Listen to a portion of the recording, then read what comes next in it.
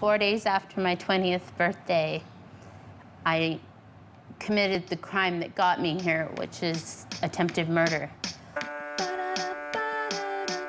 I've been told that I hit the guy that I was working with, but I can't, in my mind, process that. Things were falling apart, and my son was falling apart, and I was falling apart.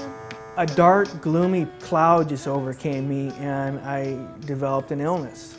He needed help, and the only way we could get him any help was to take him to the state hospital. And the only way he could go to the state hospital was if he committed a crime. If you plead guilty except for insanity, you get the maximum time possible. And you're also saying you're guilty, so the trial is over. There's a lot of noise, there's a lot of fights, there's a lot of violence, there are a lot of very traumatizing things that happen on the unit, unfortunately. You feel uptight. The minute you walk on the ward, you can feel it. It makes the ward unsafe. When you went into the place, the doors closed with a loud bang, and that meant you are a prisoner now.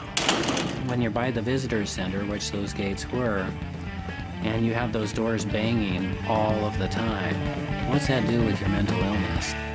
If you argued with the staff, they would say side room or your room, which is it? And that's the way they talk to you. It seems like they would just do it out of the blue. They did with me, use 4-point restraints on me. I think it was the worst thing I ever went through. How do you feel this morning? Not so good. Well, the doctor's ordered a treatment for you again this morning. You'll feel better after you get your treatment.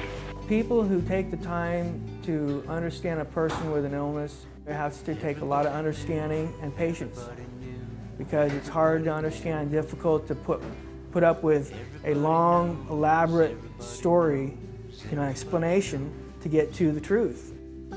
I am new here and I'm a-working on my things.